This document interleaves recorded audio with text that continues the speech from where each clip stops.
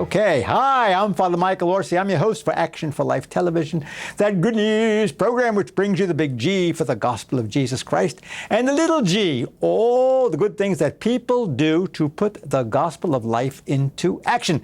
You know, gang, over these many years, we've spoken about a lot of things that have to do with the sacredness of human life. We talk about from the moment of conception until natural death. But also, because we're talking about the gospel of life, there's a whole lot that goes on in between. Now, we know about Matthew 25. That means taking care of our brothers and sisters. When I was hungry, you gave me to eat. When I was naked, you gave me clothing. Well, today we're going to talk about when I was homeless, you took me in. And we have a guest today who has dedicated a good part of his time and talent to helping to place people in affordable housing, and also is involved with Habitat for Humanity. Now, they're not the same program. They're two different programs, but they do try to help people to find a home for themselves. And you know, gang, you know this. There are a lot of people who have no place to live. All right, we know that. We have a homeless problem right here in Collier County. Thank God for a place like St. Matthew's House. Wow, what St. Matt's does is just unbelievable. Finding, shelter, feeding people who have no home. And this goes from, single men, single women, people who are married, people who have children, people who are even living in cars or out in the woods with children. And you got to do something about it. Jesus said we have to do something about it. If we don't do something about it, we are not living out the gospel message. So today we have Mr. John Harney. John Harney is with us, and he is working for affordable housing here in Naples, but not just for homeless people.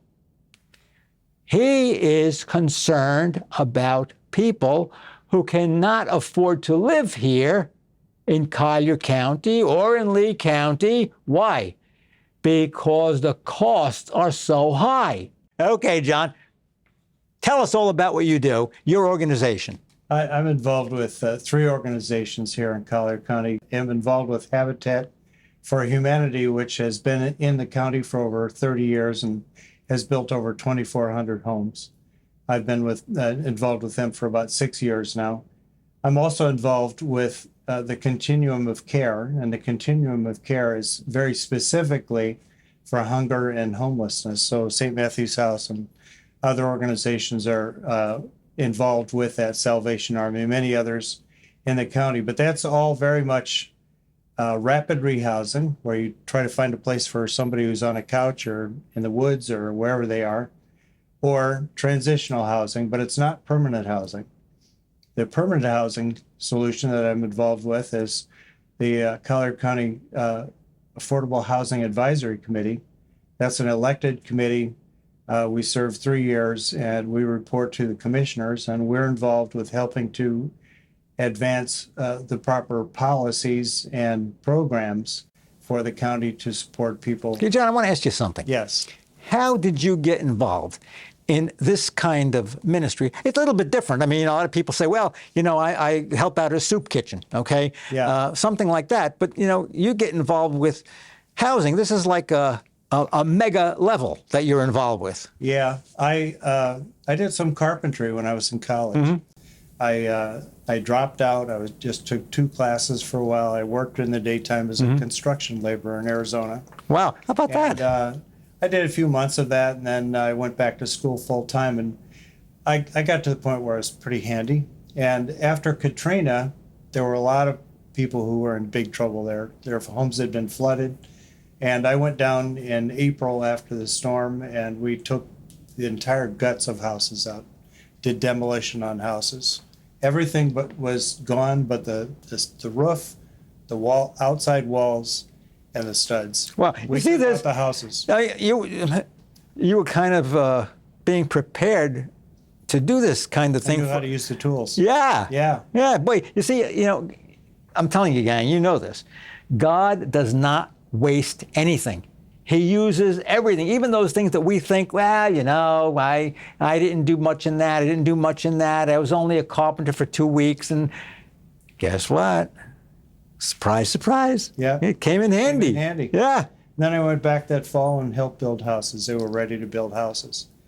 And at the end of the second week there in New Orleans, sleeping in a sleeping bed on a cot, I thought, I could do this at home and not have to sleep in a sleeping bed on a cot. So I started doing it on Saturdays up in the Chicago area where I lived. And I did that for years in Chicago.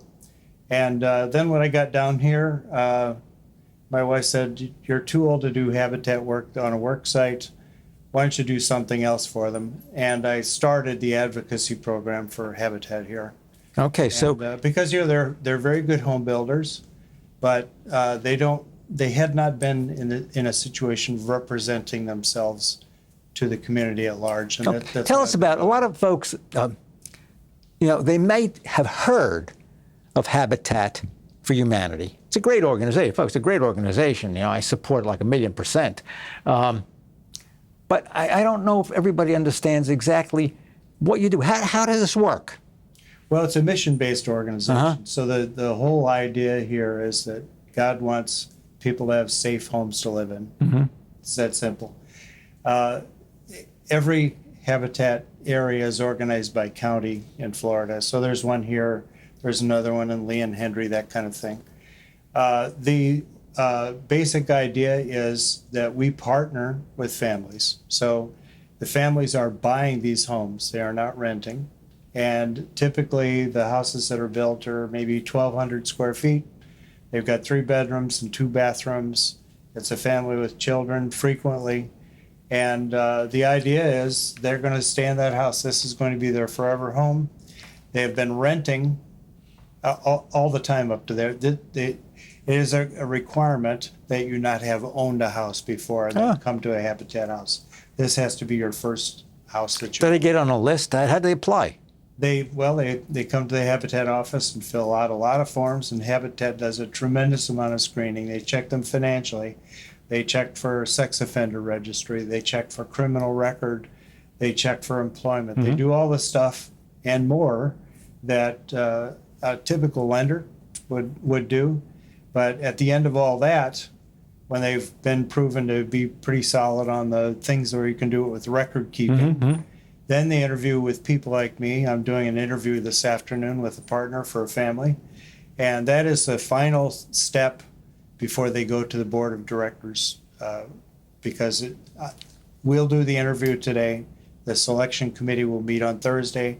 All the people like me who do interviews get together and we all vote on whether a family is qualified or not based on what we've learned.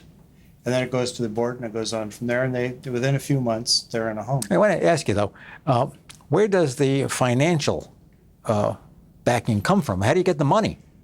Part of it is because we've been doing this for so long, we have cash flow. When you have 2,400 mortgages going, you have some cash flow going. So you're charging them then to live in the house. You have a mortgage? We've always got money coming in to start new houses.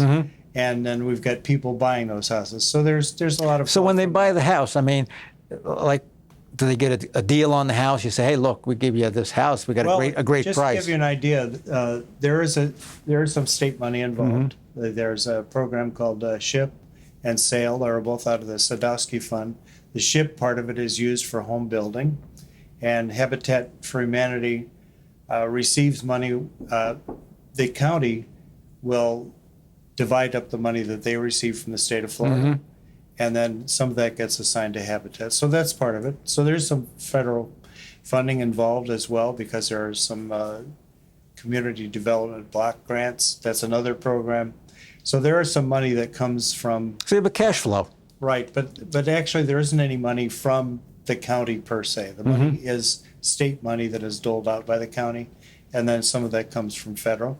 And then there are also philanthropic organizations that contribute to Habitat. Now, once they live there, do they have to pay anything? Do they pay you a mortgage? Or They're buying a house. They're buying the house. They're buying a house. Around here, when we build a house today, That house actually costs about $300,000. The land, the materials, the work that goes in, because a lot of the work is still done by professional contractors. All of the roofing work, the plumbing, the electrical, that's all done by contractors. So it's about $300,000. We also get some ability to cut that down through the government contributions that are made to it. And then they're truly mortgaging about $250,000. Now, in Naples, where the median home price is $625,000 today, a $250,000 house is a pretty good deal. Well, how can I get on the list? I'll give you the number. All right, I just tried to weasel a house out of John here. You know, prices here in Naples are sky high, and he's telling me that, well, it was practically about like half price. Yeah. Wow. Here's the other part. There's more. There's more. Here's the other part. And here with Habitat Collier, we own the mortgage. We're not selling that mortgage to a bank. There's no interest on it. So if somebody buys a house, the house is about $250,000. If they were buying the house and getting a mortgage, they'd probably be paying $400,000 by the time. All right, I got to ask this question. They're still paying $250,000 when. Oh, that's peanuts here. Yeah. All right. How does one qualify? Well, you qualify. Take notes, gang.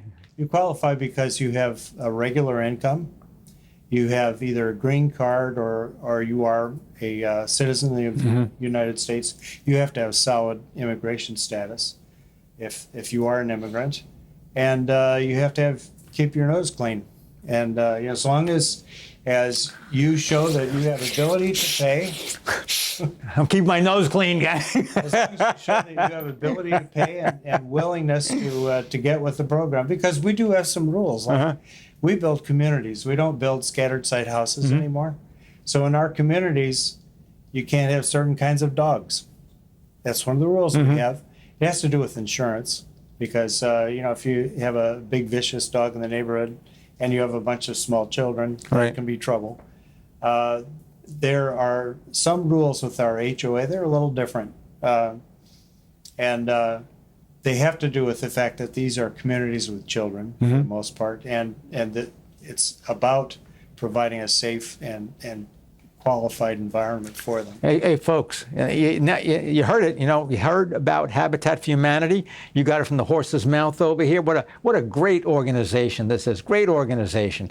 Now, there is another issue that I want to address, and this has to do with housing too. And this is about affordable housing here in Naples for people who work here, but the cost of housing and rentals is like sky high. So, John, you are involved with that too. And what's the name of that organization? Well, there's a county committee called the Affordable Housing Advisory Committee. It's 11 members, and we also have one of the commissioners, Commissioner Ocastro is a member as well. And then we have some community and human services support from the county. And we meet once a month to talk about things that are going on in the community, new developments that are coming up that are going to involve affordability, and how we can help the county devise better policy to promote more affordable homes to be built. All right, now look, this is... I'm going back to Habitat for just a minute. You want to go back to Habitat? I want an application. I got involved with the Affordable Housing Advisory Committee because Habitat builds 100 houses a year in the county. That doesn't begin to solve the problem. No. The problem is much, much larger. In fact, there's a study that's done here in Florida on how many apartments are necessary here. It's 2,000 a year until we get caught up. 2,000 a year. All right. We are 10,000 apartments behind where we should be. Wow. With the population that we have today. Yeah. And in order to catch up, because people are moving here all the time, we'd have to create 2,000 affordable new apartments every year. Now, see, gang, this is a crisis. I mean, this is a crisis. You might not think it affects you. You say, I got my nice house, I got my nice condo and all this stuff. Well, it does affect you. You know why? Because a lot of the people that John is concerned about, and that old Father O is concerned about, are people that we need to work here in the county, correct? That's right. All right.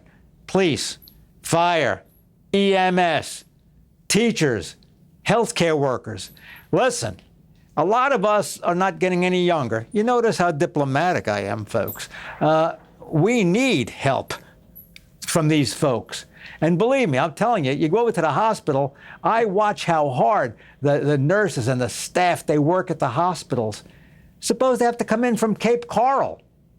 What are we going to do then? You know, I'm sick now. I'm not going to be sick 2 hours from now, maybe, if they don't take care of me right away. Yeah. Right away. The police, my gosh, if there's a problem, we need them. Fire, we need them. Teachers, you know, look, these teachers, folks, I'm telling you, John, don't get me started. They're making peanuts.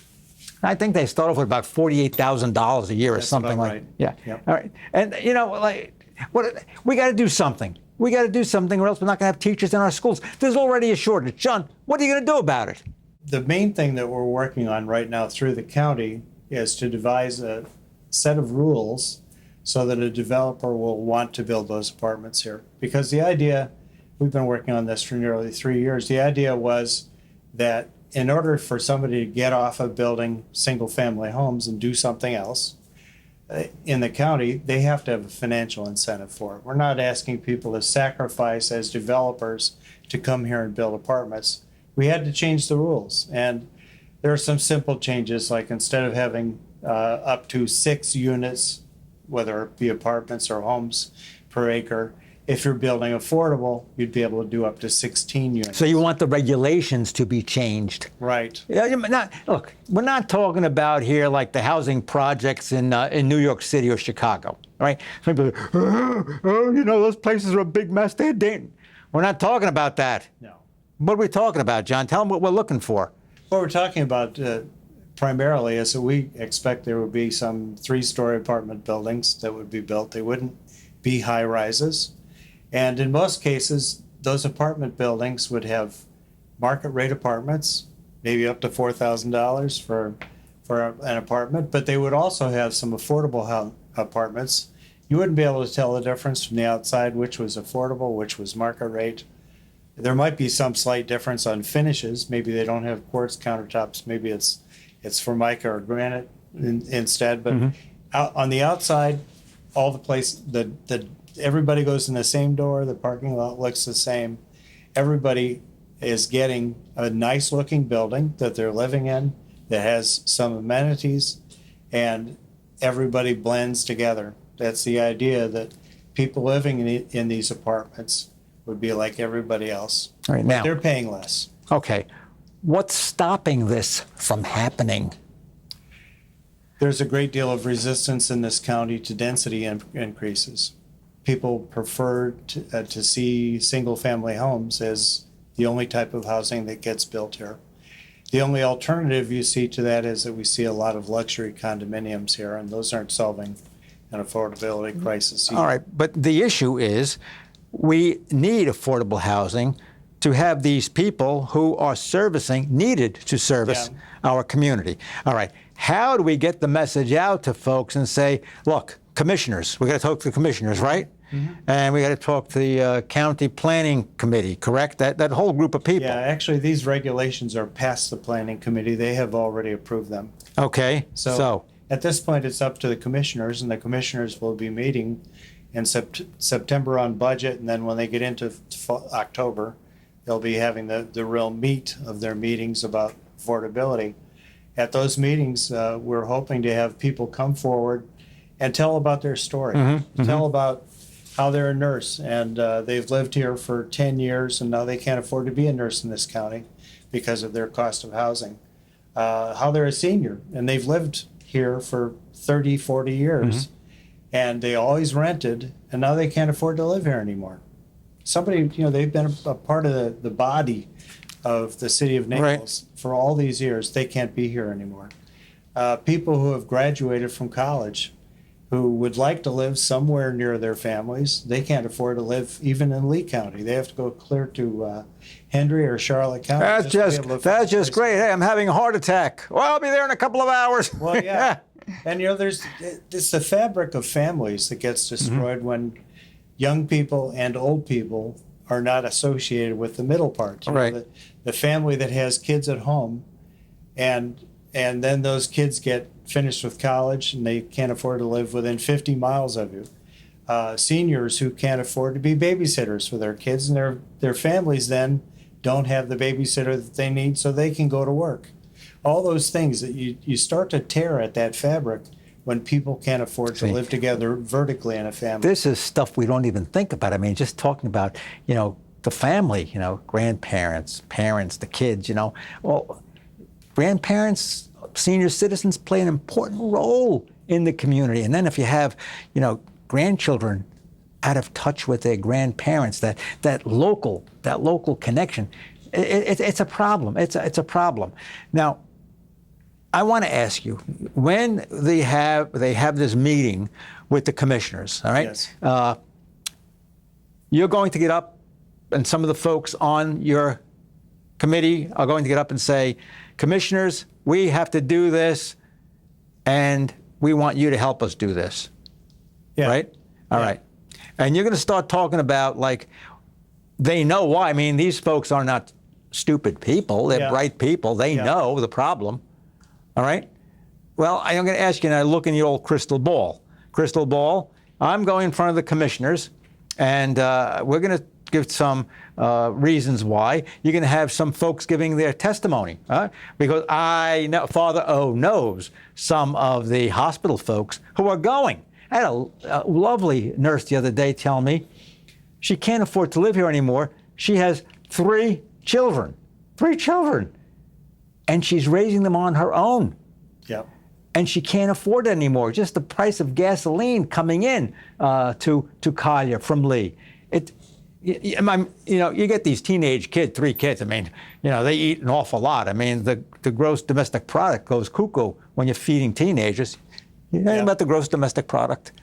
You didn't know that I know about all this economic stuff too, did you? I mean, I'm just a genius. Okay, all right. So now you're going to go to these commissioners, and what do you expect them to say?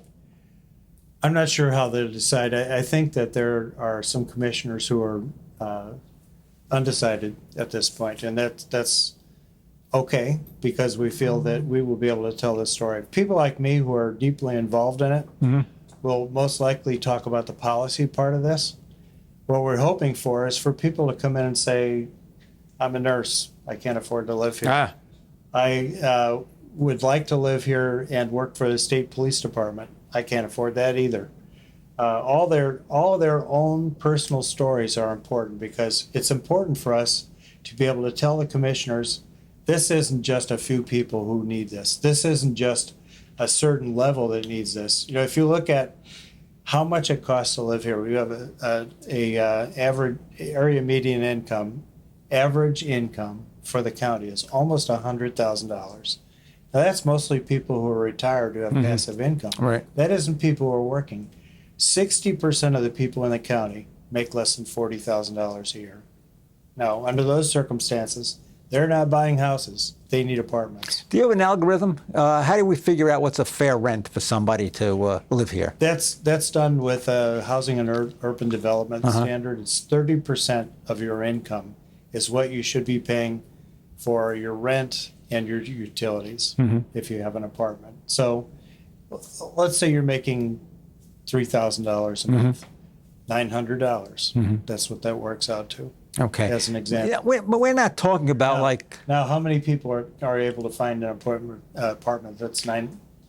There are No. There are no apartments in the entire county that cost $900. So we're far away from that number. Some people are paying 75% of their gross income for their apartments, and then they try to get somebody to live with them on their couch or whatever so that they can help to defray the cost. We're not talking about like federal housing like HUD or anything like that, are we? No. Yeah. So I see folks sometimes go, HUD, they're coming in. No, this is not it. No, this isn't HUD. Yeah. There's no federal part in this whatsoever. And in fact, the county is only involved to the extent of establishing policies that will help the builders come here. Right. Provide incentives for those builders to come here. And they're not cash incentives. They're incentives that will allow them the density or other arrangements that they need. One of things that we've had passed already was that it used to be if you wanted to come in here and build something, you would go to this group, planning commission is a good example, and they'd say, well, you need to do this. So you'd go off and work on that, and you'd come back and they'd say, well, there's this thing you need to do too. You'd have to go off and come back, and every time you have to get on the schedule again, and you have to get seen, and years would be consumed with, oh yeah, another thing. Mm-hmm. Well, we passed this. If you are building something that's affordable today, you only have to go 3 rounds. There's your first round where they tell you, okay, fix this. They can find something on the second round, but by the third round, if you bring to them what they have asked for, they have to pass your project. Mm-hmm. That cut years out of the development process for people to come in and get something where they can turn ground and start building the project. And time is money for everybody. Yeah. It certainly is for builders. You know, folks, I don't think you ever thought about this the way John is talking about it today. And, you know, this is an important thing for our community, very important for our community. So, you know, I want you to, you know, get involved, somehow get involved, show up at one of these commissioner meetings, right? When is the next commissioner meeting? Well, they run on Tuesdays. Yeah, every Tuesday? At 9, yeah. All right. Go some Tuesday to commissioners' quarters right near the county buildings, right? Yeah, right up there. I've been up there. So, 3rd floor. Yeah, 3rd floor. I mean, go and you know, maybe you give John a call and he'll tell you, you know, how to get more involved. Now, BC. We can provide that at the end. Sure. Okay, we're going to provide that information for you. Now, BC, he is our executive producer. BC, I want you to make sure we get this on the air before the commissioners meet. How's that? That's important. All right, because I'm telling you, commissioners, you know what Father O wants. He wants you to do the right thing. And I want to make sure that the people of our county here are taken care of, not just those people who are in need of housing, but those of us who are in need of those people who need housing. How you like that? It's all linked together. It's all linked together. So, commissioners, you know what Father O wants? You're lovely, wonderful, community-minded people. Do the right thing. John, I want to thank you for being with us. You're a great guy, a great organization, both Habitat and affordable housing. And hey, I'm for action. John's for action, and I hope you are too.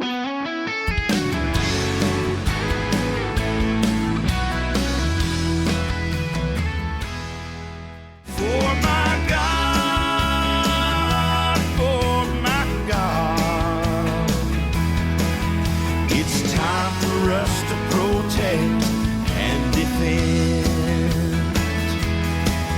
It's time for us to protect and defend.